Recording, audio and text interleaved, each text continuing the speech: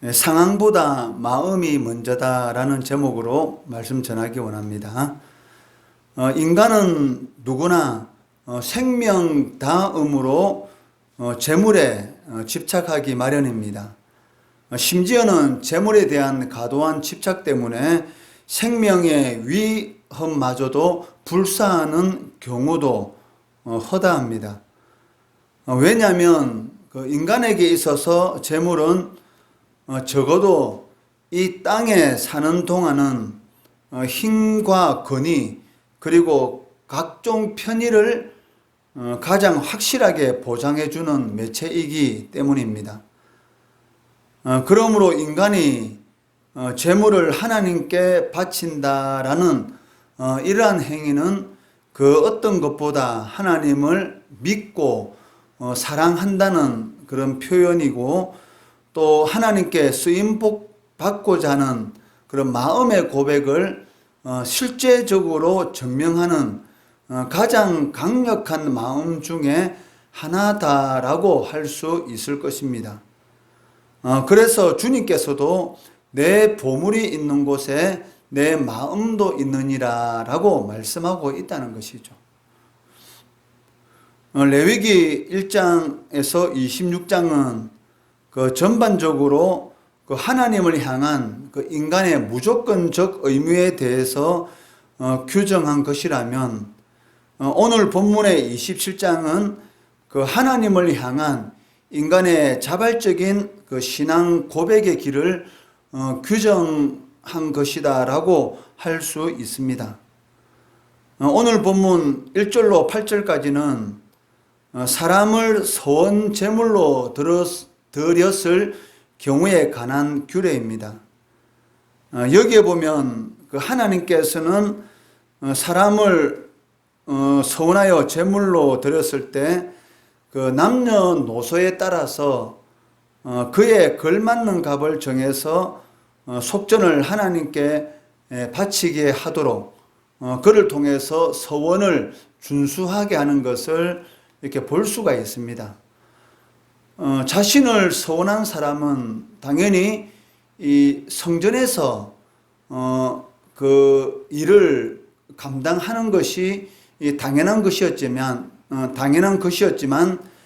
성전에는 이미 제사장과 많은 레위인들이 이 성전에서 하나님을 이렇게 섬기고 봉사하는 일을 감당하고 있었기 때문에 그 서원한 사람은 직접적으로 그 일을 감당한 것이 아니라 이 속전을 통해서, 그러니까 서원한 이 속전을 통해서 그 일을 대신 이 감당하도록 하였던 것입니다.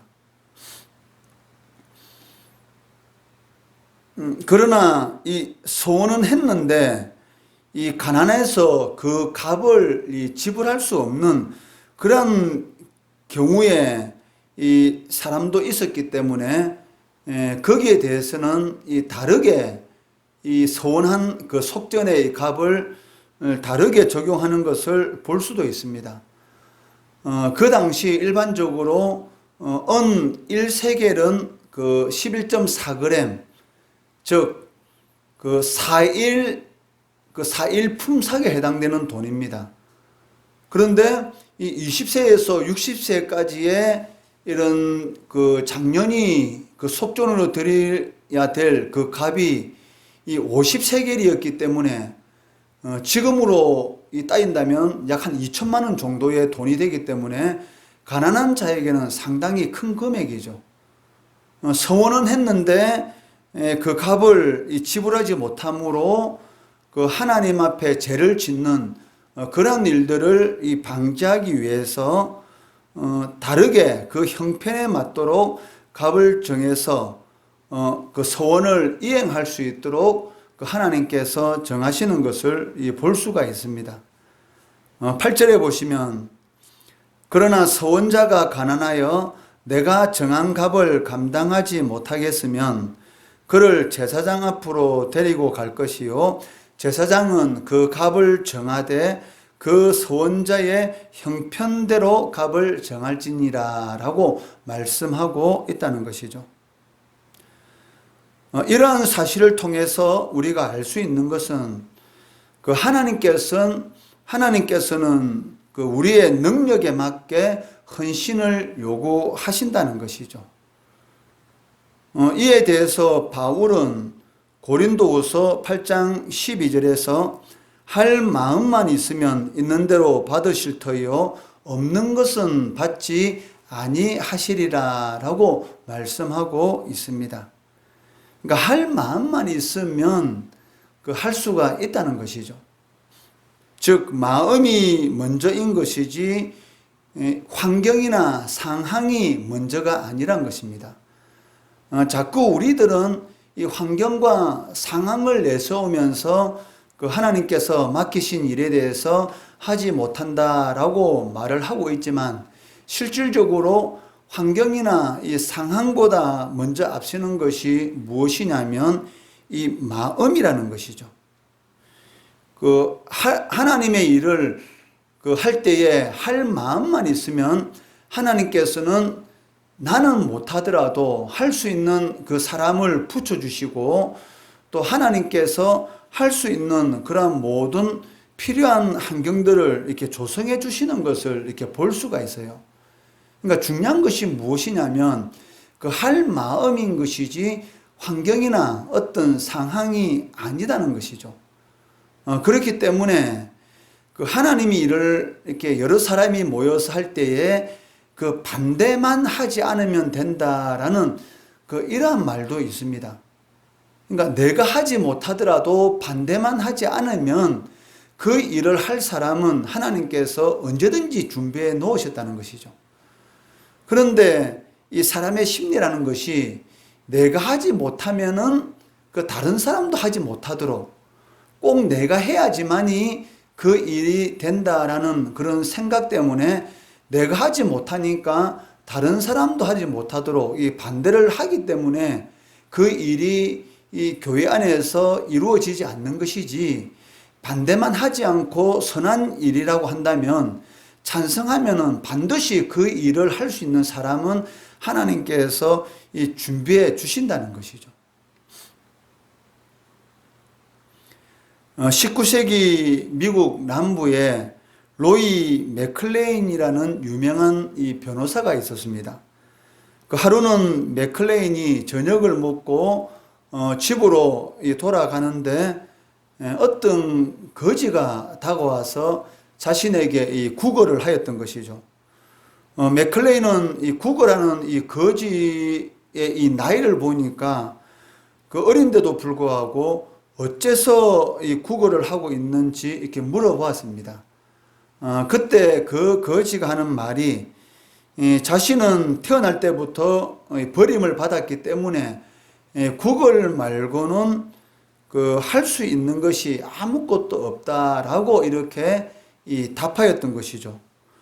이 거지의 사정을 딱하게 느낀 이 맥클레인은 자신의 이 수표책을 꺼내서 그 당시에는 상당히 큰 금액, 새로운 삶을 시작할 수 있는 이 큰 금액인 이 100만 원 정도의 이 금액을 적은 후에 자신의 서명을 하고 난 이후 그 수표를 그 거지에게 건네주고 그 수표를 은행에 가서 바꾸어서 새로운 인생을 출발하라라고 이렇게 말을 하였습니다.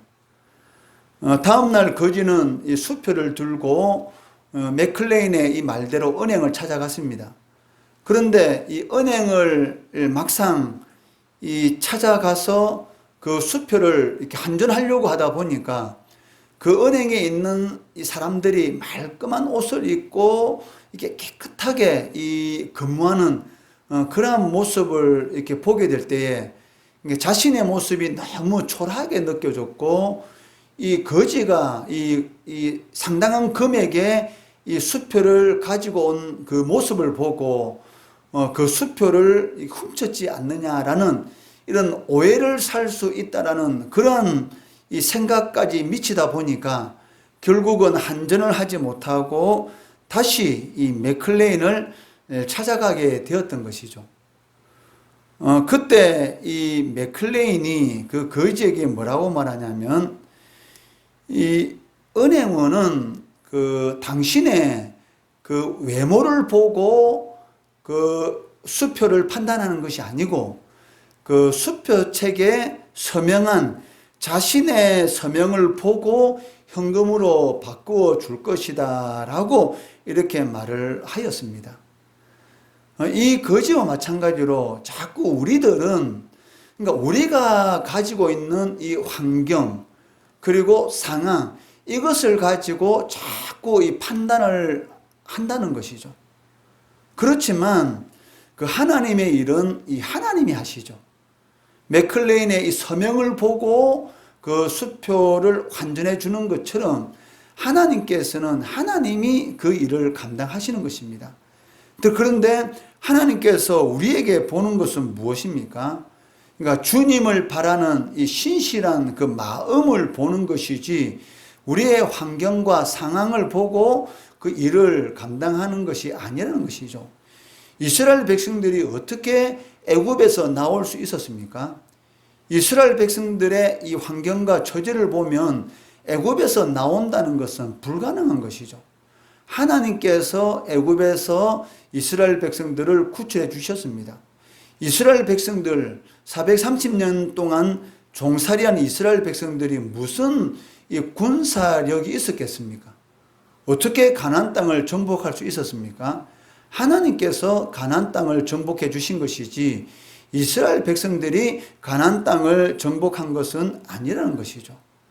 그런데도 불구하고 우리들은 자꾸 이 하나님의 일을 나의 환경과 나의 상황에 맞추어서 하려고 하기 때문에 선한 일인데도 불구하고 그 일에 대해서 반대하는 사람, 즉 거치는 자가 되는 그러한 일을 저지르고 있다는 것입니다.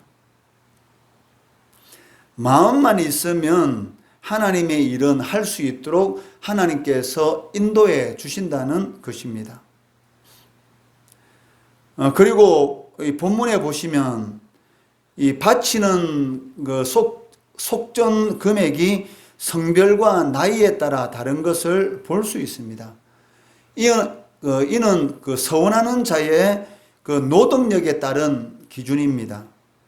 즉 노동력이 많은 사람은 많이 내도록 하였고 노동력이 적은 사람은 적게 내도록 하였던 것입니다.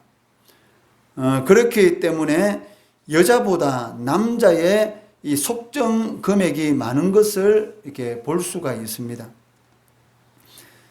이는 그 하나님께서 이 속전을 그 산정하는 그런 판단 기준이 그 사람의 신분이나 이 빈부에 있다는 것이 아니죠. 그 사람이 무엇을 많이 가지고 있다든지 아니면 그 사람이 많이 배운 것으로서 하나님께서 그 사람의 어떤 그 일에 대해서 이 판단하는 것이 아니라는 것입니다. 이것은 그 우리가 그 이 땅에 살아가는 동안 아마 하나님께서 우리를 판단하는 그러한 이 기준으로 아마 삼으실 것입니다. 하나님께서 우리를 이 세상으로부터 구원하여 주시고 그 이후에 그 하나님께서 우리들에게 그 사명을 맡겨 주셨는데 이 사명을 그 맡겨 주신 그 사명에 대해서 판단하는 그 기준이 무엇이냐면 우리의 신분이나 우리의 이 빈부, 우리의 환경에 달려 있는 것이 아니라 그 하나님께서 맡겨 주신 그 일에 대해서 우리가 얼마나 최선을 다했는지 그것을 가지고 하나님께서 우리를 판단하신다는 것이죠. 누가복음 12장 47절 말씀해 보시면 주인의 뜻을 알고도 준비하지 아니하고 그 뜻대로 행하지 아니한 종은 많이 맞을 것이요 라고 말씀하고 있습니다. 주님의 뜻을 알고도 신자는 누구든지 주님의 뜻을 다 알고 있습니다. 그런데도 불구하고 준비하지 아니하고 그 뜻대로 행하지 아니하는 자, 이 말이 무슨 말입니까? 하나님의 일을 하도록 하나님께서 우리들에게 모든 것을 주셨고 우리들에게 이 청지기의 사명을 맡겨주셨습니다.